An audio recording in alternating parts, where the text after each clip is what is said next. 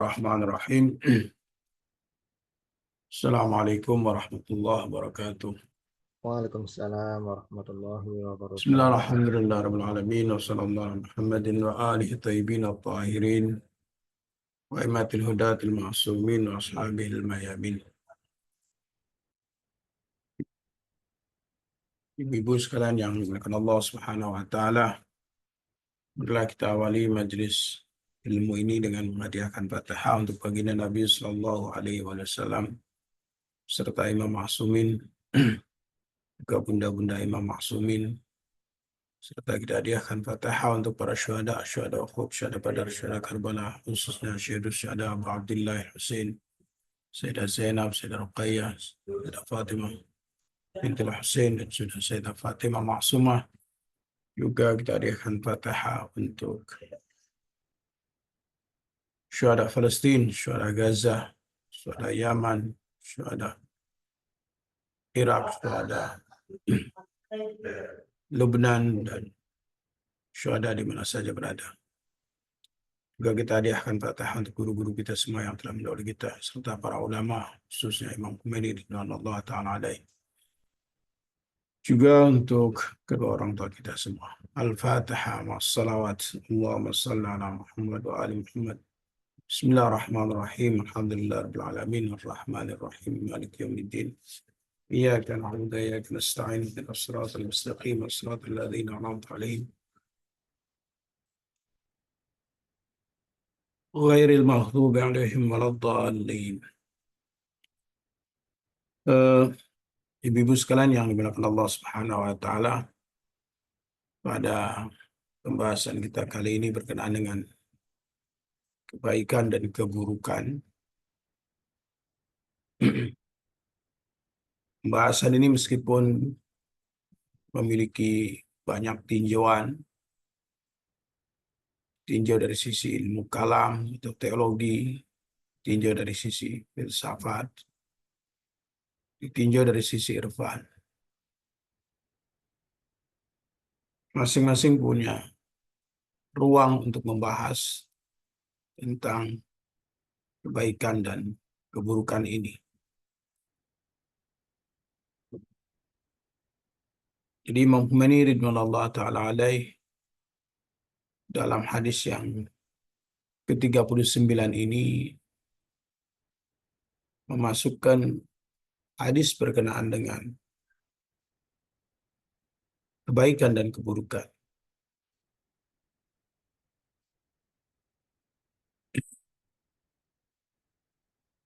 Karena itu saya ingin mencoba untuk berikan pengantar betapa pentingnya kebaikan dan keburukan dalam pembahasan ini,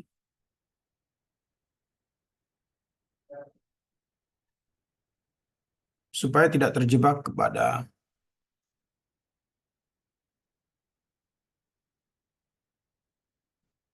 paham Jabariyah ataupun determinisme, sehingga menghilangkan peran ikhtiar manusia.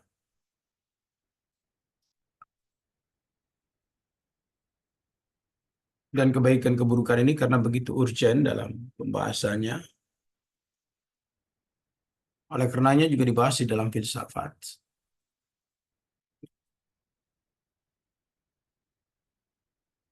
Dan juga menjadi sebuah keyakinan dalam suatu agama, di mana menganggap kebaikan punya sumber dan punya muara tersendiri, punya dewa tersendiri. Begitu juga keburukan punya dewa tersendiri atau punya Tuhan tersendiri.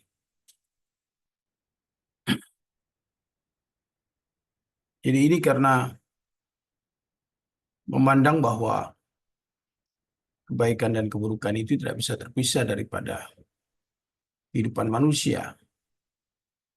Dan kebaikan itu sesuatu yang diharapkan manusia dan menjadi kecenderungan manusia.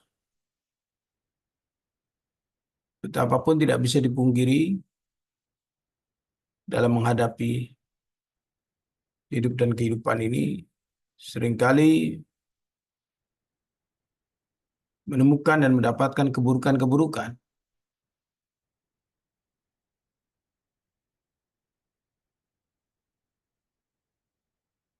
Sehingga pandangan mata yang sempit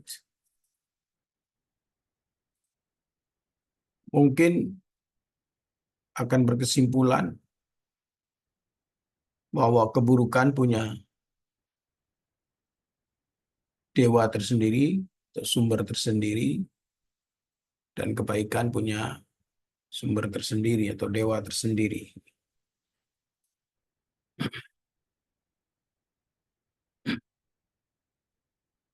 Kalau tidak salah di Iran juga ada dewa Ahriman, juga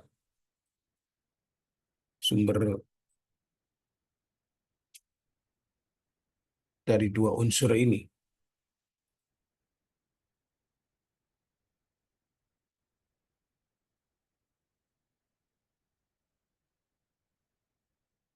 Yang perlu kita ketahui,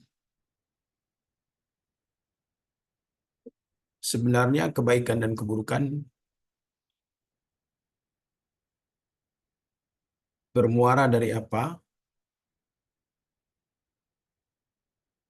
dan dari mana kita bisa memahami kebaikan dan keburukan itu.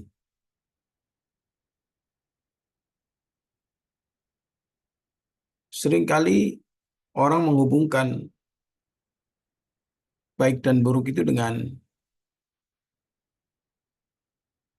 sesuatu yang menjadi kecenderungan diri manusia. Kalau hubungan antara manusia dengan sesuatu itu positif, itu kita katakan baik. Kalau hubungan diri manusia dengan sesuatu itu negatif, maka kita katakan buruk. Dalam hal ini berarti bahwa baik dan buruk itu apa yang menjadi kecenderungan manusia. Dengan kata lain boleh jadi kebaikan itu apa yang menjadi manfaat manusia, keburukan itu apa yang bertentangan dengan manfaat manusia.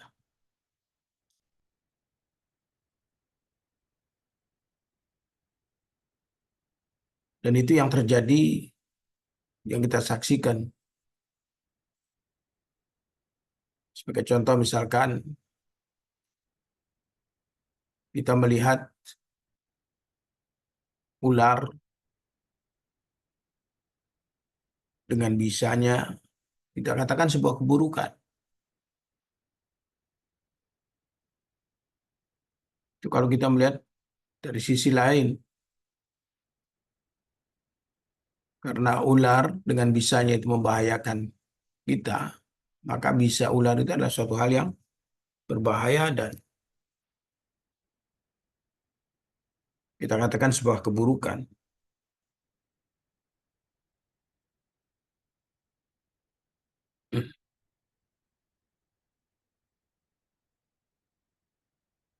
Tapi kita tidak melihat pada sisi dan pada diri ular itu sendiri. Yang menjadi porosnya adalah bahwa itu dapat merugikan manusia.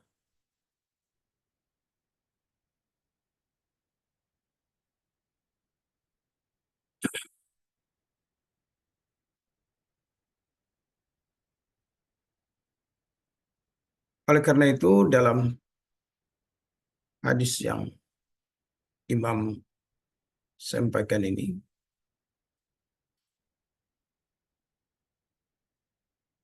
betapapun secara lahiriah sepertinya menunjukkan adanya suatu paham determinis, keterpaksaan. Tetapi bila kita urai secara filosofi, maka tidak akan punya kesimpulan bahwa perbuatan baik dan buruk daripada Allah Subhanahu wa taala ataupun keburukan itu berasal daripada Allah Subhanahu wa taala.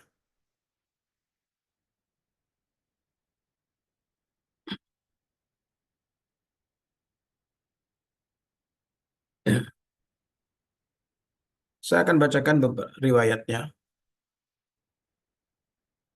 Bismillahirrahmanirrahim. Inna mimma wahallah ila Musa alaihi salam wa anzala alaihi fit Taurat anni anallah la ilaha illa ana. Dari Abu Abdullah alaihi salam bersabda, sesungguhnya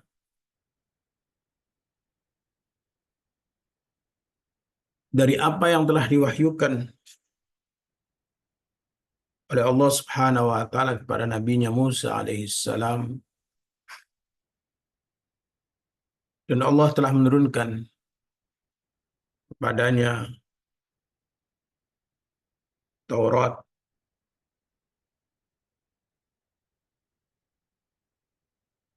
berbunyi inni anallah la ilaha illa ana. Sesungguhnya aku dan aku adalah Allah.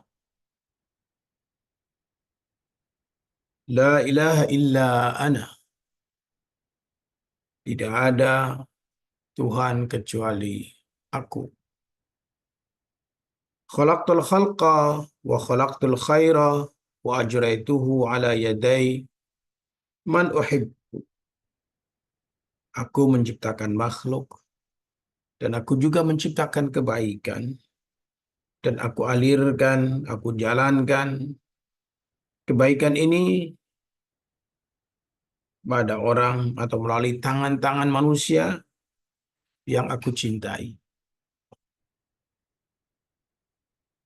Fatuba liman ajraituhu ala yadayhi. Maka beruntunglah bagi orang-orang yang kebaikan itu Allah alirkan melalui tangannya. Wa anallah la ilaha illa ana. Dan sesungguhnya aku adalah Allah. Tidak ada Tuhan selain aku. Khalaqtul khalqa. Aku menciptakan makhluk. Wa khalaqtus syarra. Dan aku menciptakan keburukan. Wa ajraituhu ala yaday man uridu. Dan aku alirkan keburukan ini melalui tangan-tangan man uridu yang aku kehendaki. Fawailun liman ajraituhu ala yadayhi. Maka celakalah bagi orang yang keburukan telah Allah alirkan melalui tangannya. Ibu-ibu sekalian yang saya muliakan, dalam riwayat ini cukup menarik juga. Pertama, Allah Subhanahu wa taala menjelaskan eksistensi dirinya.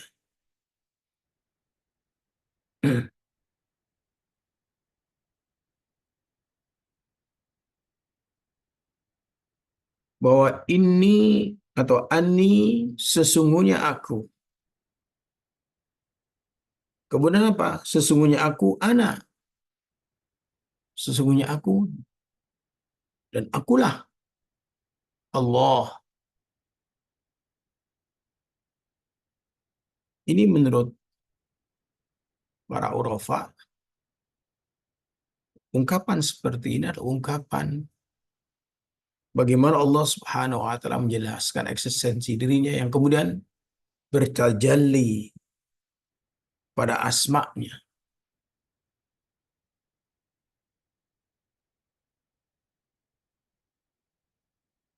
Di mana dia gunakan, di mana Allah Subhanahu wa taala menggunakan Ismul Jalalah nama keagungan yang Ismul Jalalah ini adalah pada umumnya menjelaskan tentang maqamul dzat yang menghimpun atau yang terhimpun di dalamnya seluruh sifat-sifat kesempurnaan bagi dirinya.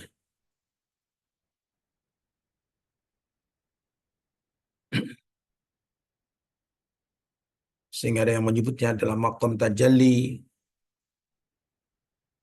faidul muqaddas, dalam istilah-istilah irfan lah.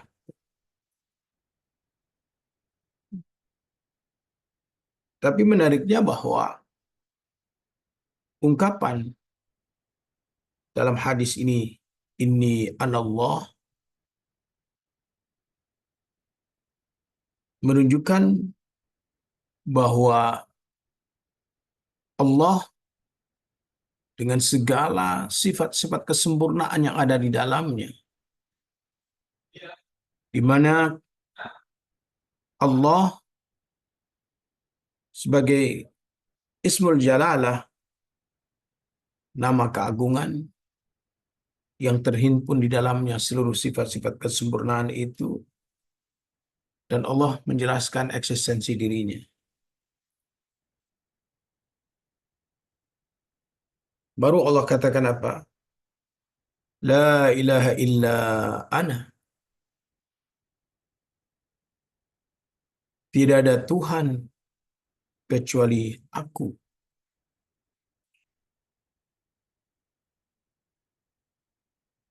Nah, kata-kata al-ilah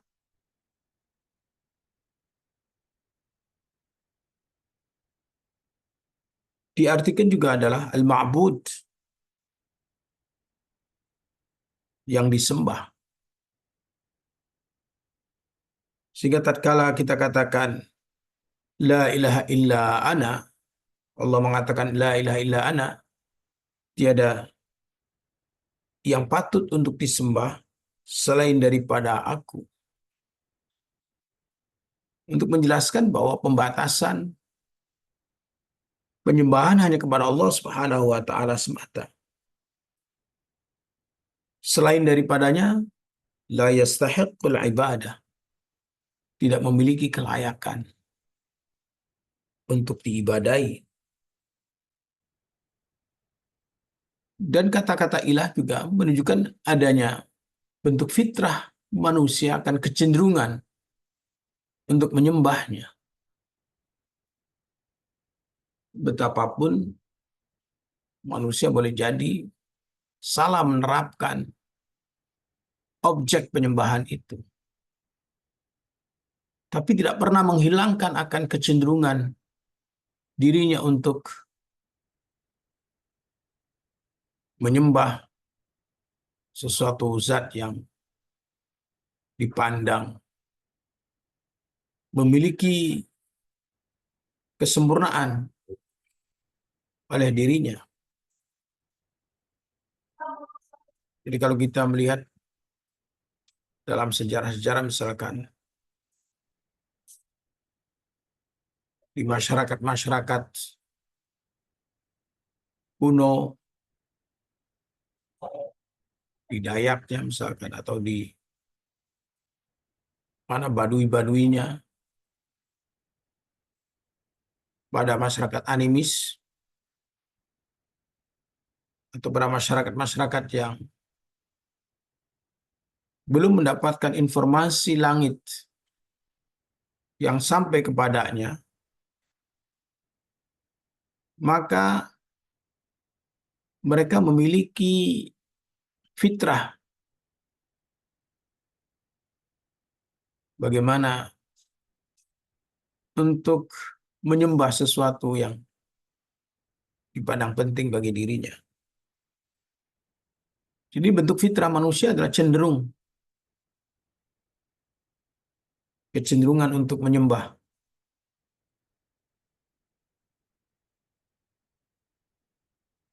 Dan ini adalah bentuk fitrah manusia.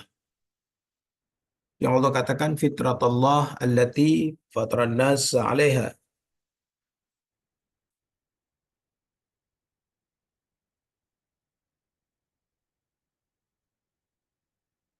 Fitrah Allah yang Allah ciptakan ada pada setiap manusia.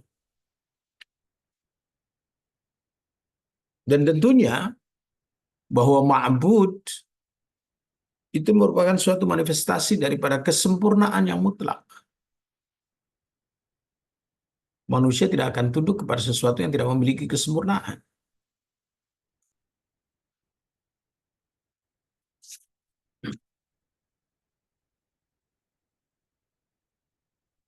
Dia juga ingin mendapatkan kesempurnaan. Jadi manusia menyembah yang maha sempurna agar mendapatkan kesempurnaan. Jadi kecenderungan manusia untuk menyembah akan zat yang maha sempurna ini, meskipun terkadang fitrah ini terhijabi, tertutupi, sehingga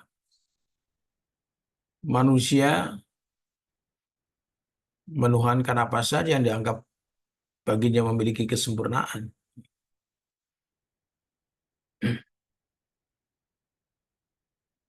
Jadi di sini Allah Subhanahu wa taala menjelaskan tentang eksistensi dirinya dengan mengatakan la ilaha illa ana. Tiada Tuhan selain daripada aku. Dalam syahadat itu juga punya tingkatan-tingkatan. La ilaha illallah, la ilaha illahu, la ilaha illa ana, itu juga dalam pandangan para urafa menunjukkan tingkatan-tingkatan di dalam ikrar tauhid. La ilaha illallah punya pengertian tersendiri. La ilaha illa ana punya pengertian sendiri. La ilaha illahu juga punya pengertian sendiri. Bisa dikatakan sebagai darajat, tingkatan-tingkatan tauhid.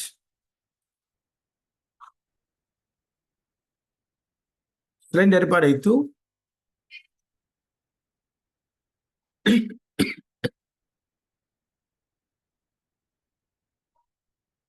kata Imam Khomeini ridwanullah taala alaih, hubungan pernyataan Allah Subhanahu wa taala dengan mengatakan anni anallah la ilaha illa ana, dengan pembahasan selanjutnya berkenaan dengan kebaikan dan keburukan,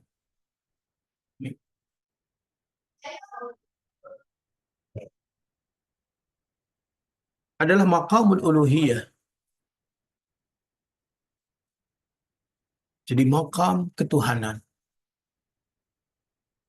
yang menjadi isyarat bagi maqam tauhidul af'al, tauhid dalam perbuatan Allah Subhanahu wa taala.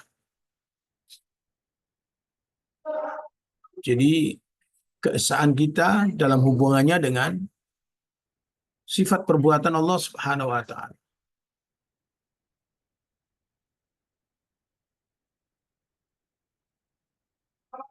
Jadi ada sifat zat, juga ada sifat perbuatan. Nah, ini menjelaskan tentang maqam uluhiyah dalam hubungannya dengan tauhid fil afal. Ada tauhid fil sifat, tauhid fil zat, tauhid fil afal, tauhid dalam perbuatan kita.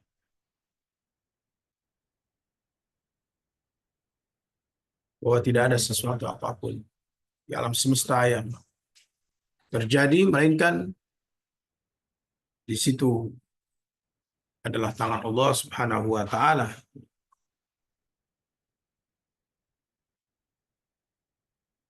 Menurut para ulama dan hukama, para filosof,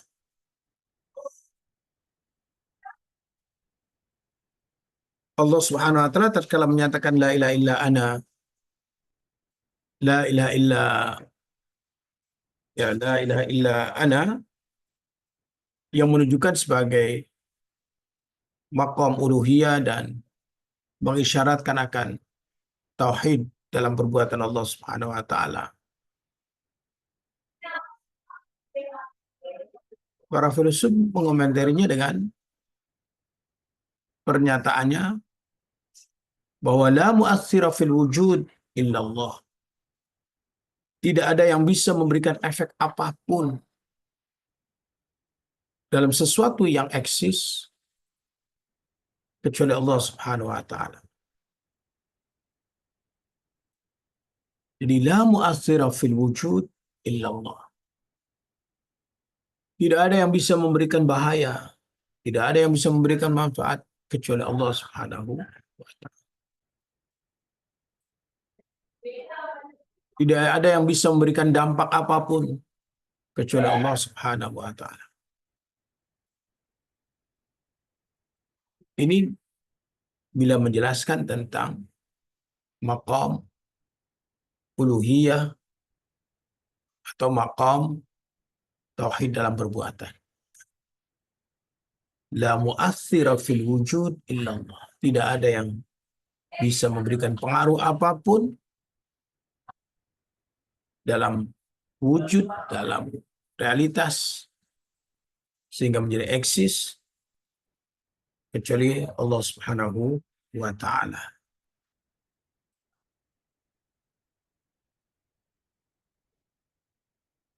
Banyak ulama yang mencoba untuk mengomentari riwayat ini berkenaan dengan kebaikan dan keburukan.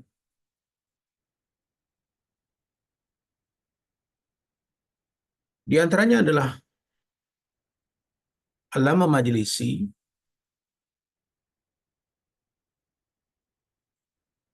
dalam menyebutkan hadis ini. Beliau mengatakan wal khair wasyarr yutlaqan 'ala ta'ah wal ma'siyah.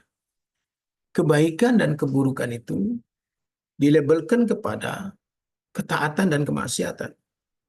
Wal asbabihima wa dawa'i'ihima. Menjelaskan tentang sebab-sebabnya dan juga faktor-faktor yang mendorongnya. Jadi kalau ketaatan, maka itu adalah sebuah kebaikan. Dan segala sesuatu yang menjadikan sebab dan wasilah seseorang untuk menjalankan ketaatan, maka itu adalah suatu kebaikan. Keburukan apa? Keburukan itu adalah kemaksiatan. Maka segala sebab dan faktor-faktor yang mendukung bagi terlaksananya kemaksiatan itu juga adalah suatu keburukan. Dosa, keburukan. Jadi seperti ingin memberikan suatu catatan bahwa apa yang disebut kebaikan dan apa yang disebut keburukan itu bagaimana syariat mengatakan. Jadi kalau kata syariat ini haram, berarti harus ditinggalkan, maka itu adalah suatu keburukan. Kalau syariat mengatakan bahwa laksanakan, maka itu adalah suatu kebaikan, menjadi suatu kewajiban. Jadi tolok ukurnya sesuatu dikatakan baik dan buruk menurut kesimpulan saya terhadap apa yang dikatakan oleh Allama Majlisi, al khair wa syarr yutlaqan 'ala ta'ah wal ma'siyah, itu artinya tolok ukurnya adalah syariat. Jadi sesuatu itu kalau menunjukkan kepada ketaatan dan segala elemen-elemen faktor-faktor yang mendukung, mensupport, yang menjadi wasilah bagi ketaatan, maka itu adalah suatu kebaikan.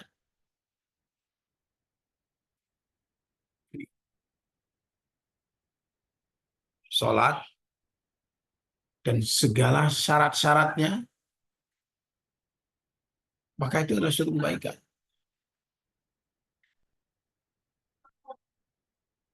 Kemudian perbuatan baik apapun dalam rangka untuk ketaatan, maka itu adalah suatu kebaikan. Jadi karena kebaikan itu adalah tolak ukurnya adalah yang menjadikan ketaatan, dan keburukan itu adalah bentuk kemaksiatan, maka boleh jadi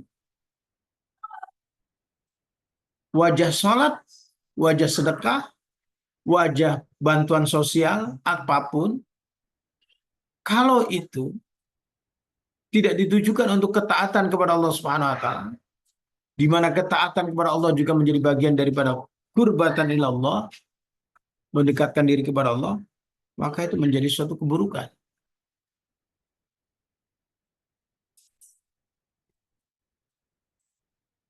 Jadi boleh jadi tatkala kita melihat ayat-ayat Al-Quran seperti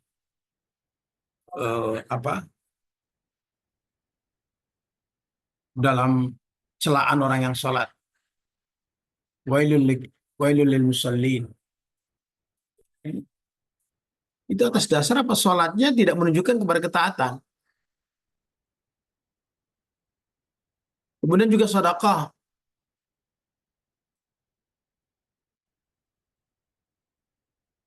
la tubtilu sadaqatikum bil manni wal adha, jangan kau gugurkan sedekahmu dengan mengungkit-ungkit dan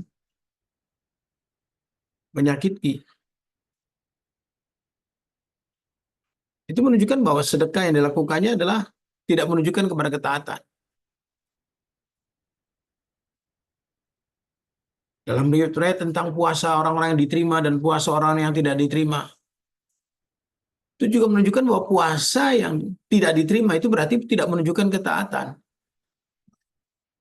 Puasa yang diterima berarti menunjukkan kepada ketaatan.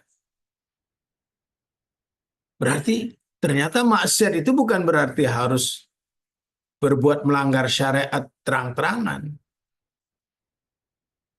Tetapi apa? Maksiat itu segala sesuatu yang di situ tidak menunjukkan ketaatan. Tidak menunjukkan adanya qurbatan ilallah. Maka itu adalah suatu kemaksiatan. Sebab-sebabnya dan juga hal-hal yang mendorongnya apa saja. Ini satu sisi dari pengertian Alama Majlisi berkenaan dengan baik dan buruk. Kemudian baik dan buruk juga diterapkan kepada al-makhluqat an-nafi'ah, ciptaan-ciptaan Allah yang bermanfaat. Apa ciptaan-ciptaan Allah yang bermanfaat? Buah-buahan, mangga, durian, yang doyan itu ada. Semuanya dianggap sebagai kebaikan. Ini boleh jadi kebaikan bagi satu orang, tapi tidak baik bagi orang yang lain. Orang yang tidak suka durian, durian itu membuat muntah, bikin enak. Tapi kira-kira ini termasuk kebaikan enggak yang dimaksud? Bahwa ciptaan-ciptaan Allah yang bermanfaat. Untuk satu orang manusia atau untuk manusia pada umumnya. Tentunya ini yang dilihat bukan individunya, tapi adalah komunitas manusia.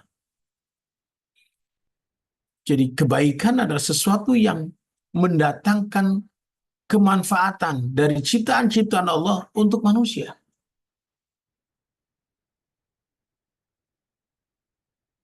Hewan-hewanan, ayam, kambing, kerbau, sapi, semua yang diperbolehkan untuk dimakan. Begitu juga tanaman-tanaman, ya, yang diperbolehkan untuk dimakan oleh manusia, yang bermanfaat untuk manusia, ini termasuk kebaikan.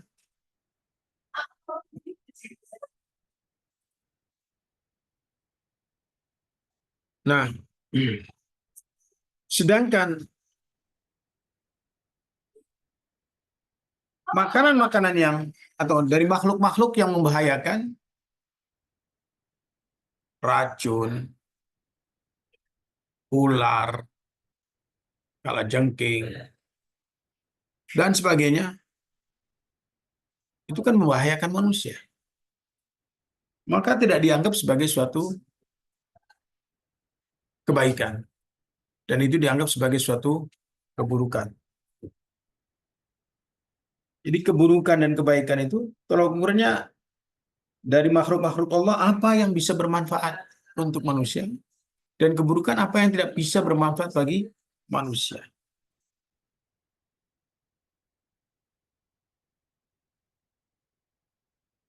Kemudian eh, kenikmatan dan musibah.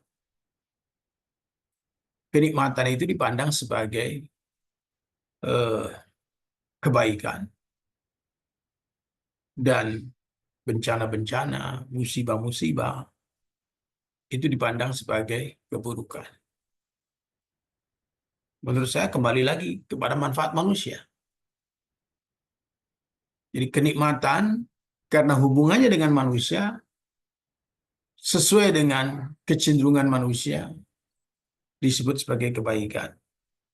Musibah, bencana, dan lain sebagainya karena tidak sesuai dengan kecenderungan manusia maka dianggap sebagai suatu keburukan. Nah, hal ini boleh jadi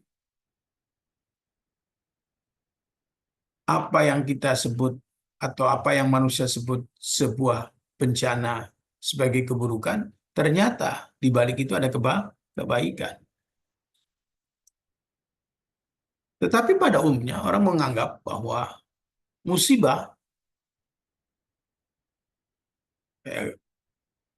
misalkan banjir, gunung meletus, ini adalah suatu keburukan. Tapi kalau kita lihat, Masya Allah, tanaman-tanaman subur, bunga-bunga tumbuh, pepohonan tumbuh, menghasilkan, dan lain sebagainya, maka kita katakan adalah suatu kenikmatan. Dan itu adalah suatu kebaikan. Jadi itu dalam pandangan Allah alam majlisi berkenaan dengan baik dan buruk. Jadi ada beberapa eh, tolok ukur kebaikan dan keburukan dalam pandangan alam majlisi. Pertama, melihatnya dari dimensi syariat,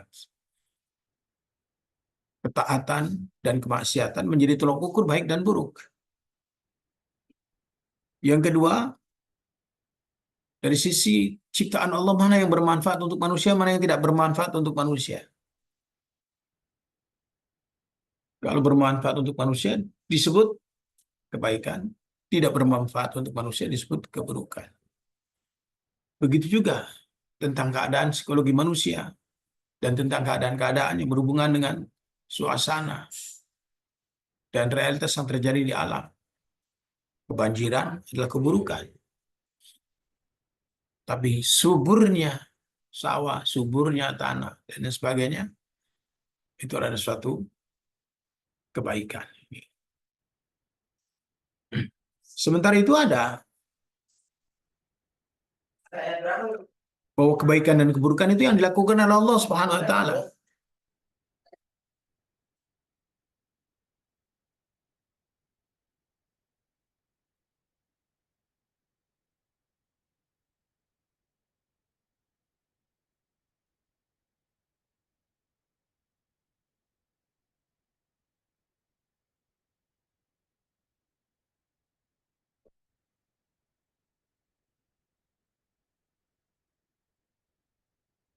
Ya, jadi kelompok ini dipelopori oleh para mutakalimin.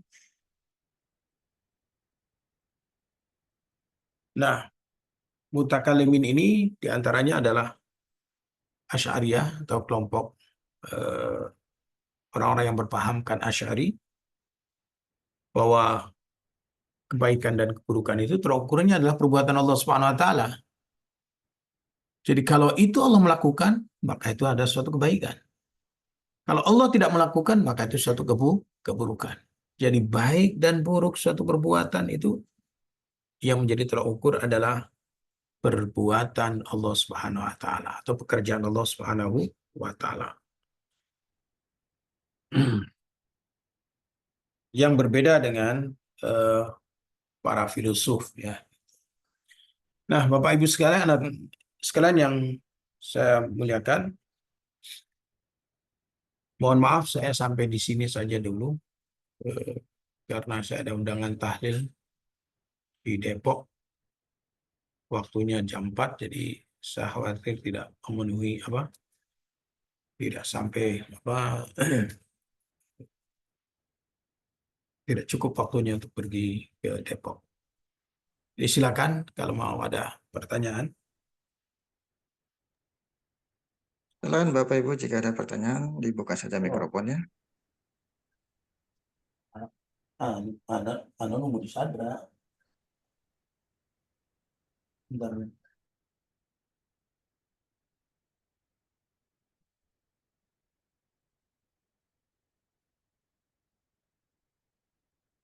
Kayaknya nggak ada yang nanya nih, Ustadz. Lagi pula Ustadz juga mau buru-buru ya, mau ke Depok Ustadz. Kita tutup aja Ustadz, nggak apa-apa Ustadz. Kita tutup. Bismillahirrahmanirrahim. Allahumma shalli ala Muhammad wa ali Muhammad. Allahumma kun li walikal hujjat bil ahsan salawatuka alaihi wa ala abaihi fi hadhihi as-sa'ah fi kulli sa'ah waliyan wa hafidha wa qaidan wa nasira wa dalilan wa aina hatta taskinahu wa ardaka ta'at matahu fi tawila bi rahmatika arhamar rahimin. Wassalamu ala Muhammadin wa tahirin walhamdulillahi rabbil alamin. Wassalamualaikum warahmatullahi wabarakatuh. Waalaikumsalam warahmatullahi Syukran Ustaz, wabarakatuh. syukran Alfi. Ya, Makasih banyak Ustadz, terima kasih Paski. Maaf dari batin. Hati-hati di jalan Ustadz. ya Makasih. sama-sama Bu, terima kasih. Assalamualaikum.